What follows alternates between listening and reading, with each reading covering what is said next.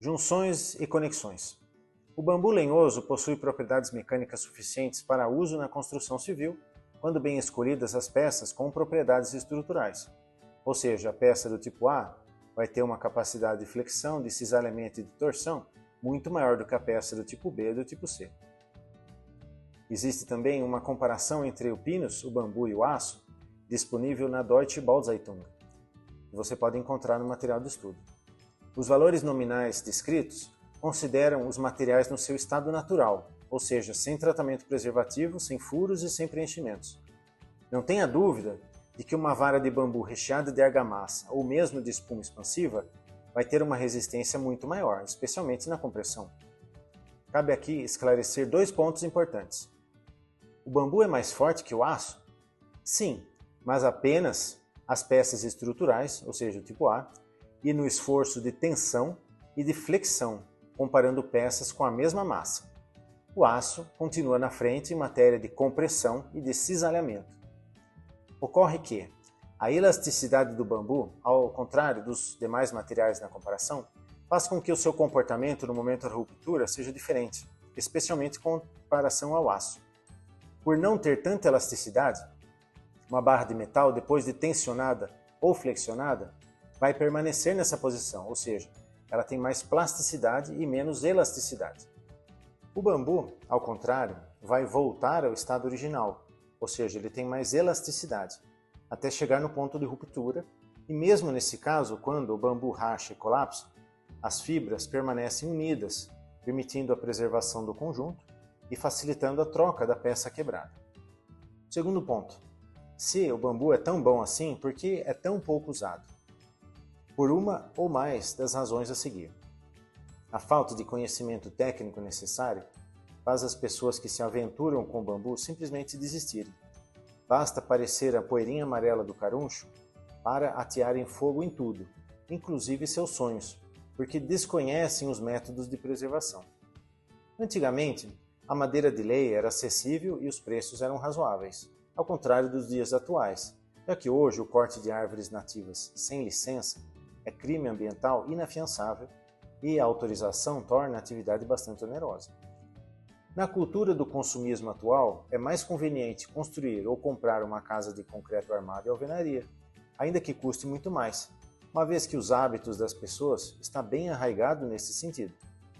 Por fim, se a pessoa precisar de um financiamento imobiliário para construir sua casa, as estruturas de bambu não têm o mesmo valor comercial das casas de alvenaria ou de madeira, portanto não serve como parte da garantia hipotecária.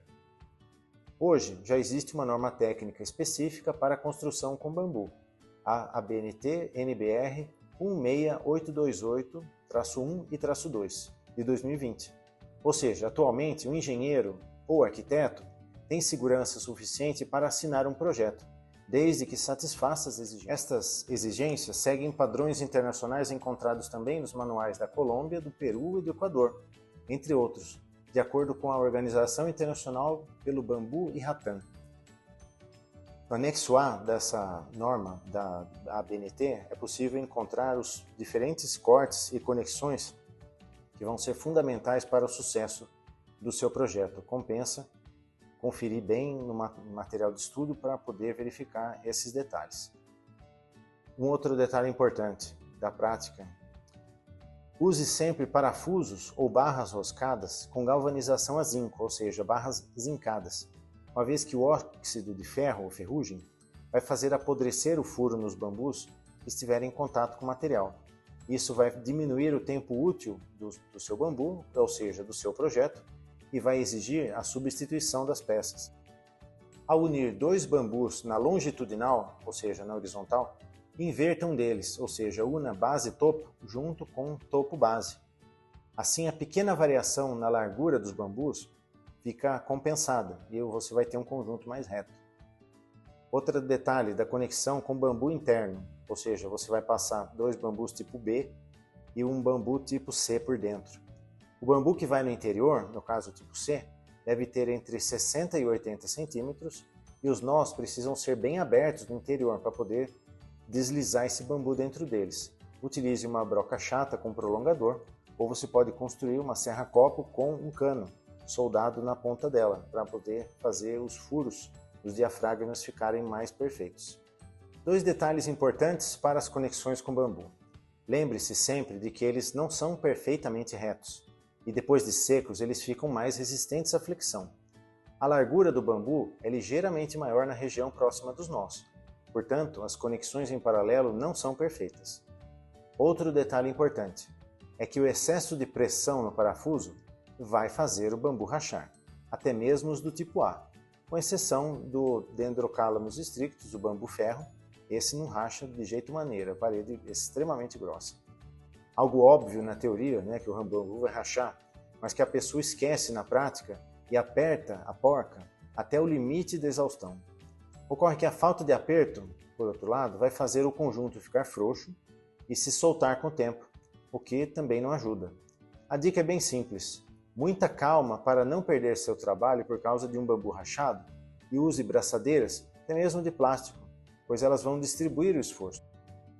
Você pode usar parafusos autobrocantes ou fazer os furos e depois parafusar. Na imensa maioria das vezes, se você tentar passar o parafuso diretamente no bambu, ele vai rachar e o parafuso vai ficar solto. Basta uma parafusadeira e muita prática para resolver isso.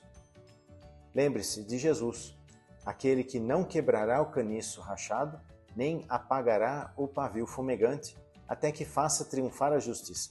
Mateus 12:20. Seja um trabalhador justo, sem apertar demais, nem deixar solto, tanto no seu projeto como na sua vida.